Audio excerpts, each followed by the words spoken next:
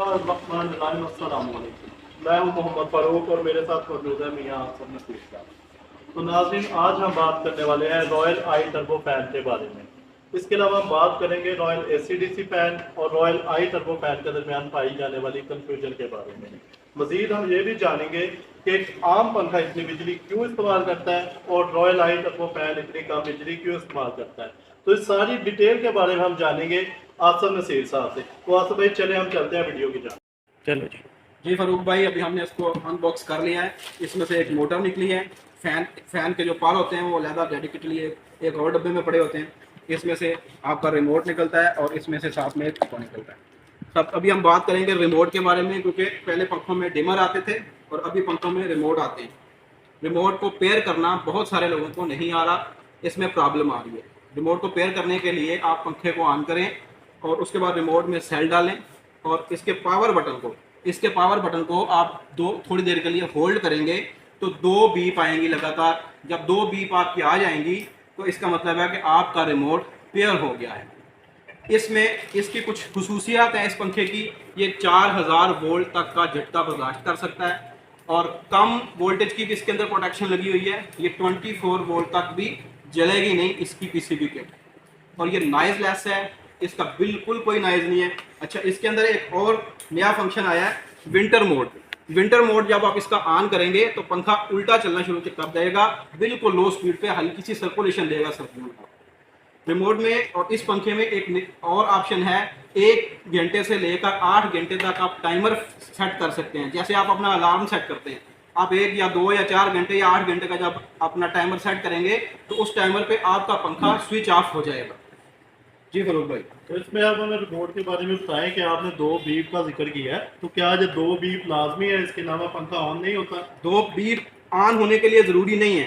पहले जब आपने रिमोट लिया तो आपने पंखे के साथ रिमोट को पेयर करना है, रिमोट का और पंखे का कनेक्शन बनाना है आपको। उसके लिए 2 बीप का जरूरी है। जब एक बार ये पेयर हो जाएगा तो जब तक इसके सेल इसके अंदर रहेंगे ये पेयर ही रहेगा।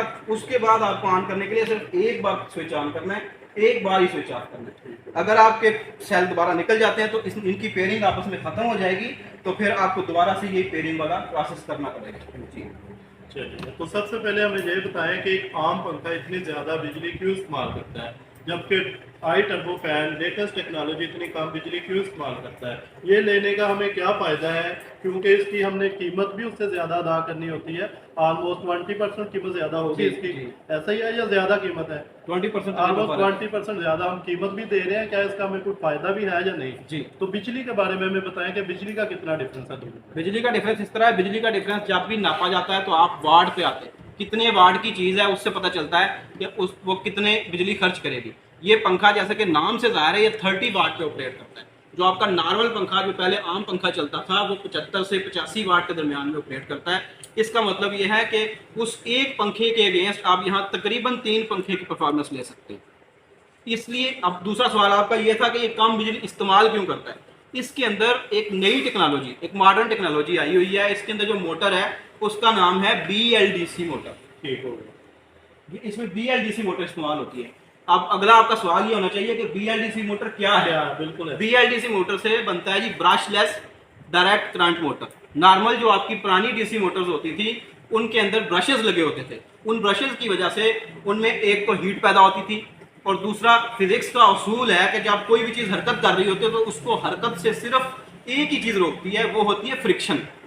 जब ब्रशेस थे तो वो फ्रिक्शन पैदा करते थे, तो आपकी पंखे की जो स्पीड थी वो कम होती थी, उसको फ्रिक्शन मिलती थी, वो स्पीड कम होती थी।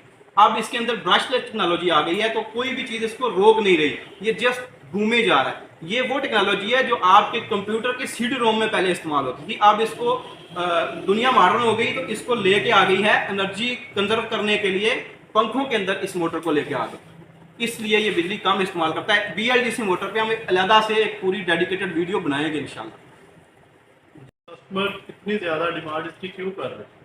इसकी डिमांड कस्टमर कर रहा है। ज्यादा सबसे पहला जो बेनिफिट है वो यही है कि जो बिजली कम यूज करता है। इसके अलावा मजीद इसके बेनिफिट में आप हमें क्या बताना चाहते हैं? इसका बेनिफिट यही है कि ये बिजली कम इस्तेमाल करता है और कस्टमर इसको ही लेने आता है। लेकिन एक कन्फ्यूजन जो और दोबारा आ रही है हमें, वो ये है कि कस्टमर आता तो लेने हैं बिजली कम इस्तेमाल करने के लिए पंखा, लेकिन वो आगे हमारे से डिमांड करता है कि मुझे AC DC इन्वर्टर फैन दे दें। हालांकि भाईजान एसी डीसी इन्वर्टर फैन जो है वो कम बिजली इस्तेमाल नहीं करता, वो नॉर्मल पंखे जितनी ही बिजली इस्तेमाल करता है। उसकी अपनी स्पेसिफिकेशनें, उसका अपने फायदे हैं, उस पर हम अलग से एक बात करेंगे। लेकिन इस अगर आपने बिजली बचानी है तो आपको 30 वाट का पंखा लेना है, ना कि आपको एसी डीसी फैन लेना है। ये एक कन्फ्यूजन पाई जा रही है। नहीं, आपके कहने का मतलब है कि आई टर्बो फैन को हम सोलर प्लेट पे नहीं चला सकते। आई और टर्बो जो एसी डीसी फैन है उसको हम सोलर प्लेट पे इस्तेमाल यही फर्क है, वो सोलर प्लेट पे चलता है, ये एसी पे चलता है। वो सोलर प्लेट पे जब चलेगा तो बिजली बचाएगा, उसका तरीकाकार, उसका मामला ही और है। लोगों ने सोलर सेटअप लगाए हैं, उनके अंदर इन्वर्टर लगा के एसी पे बिजली कन्वर्ट की हुई है, फिर भी वो एसी डीसी फैन लेने आ रहे हैं। हालांकि एसी डीसी फैन उस बंदे ने लेना है जिसने अपने घर में या 12 वोल्ट का कनेक्शन रखा हुआ है बैटरी का, या 12 वोल्ट की प्लेटें रखी हुई हैं।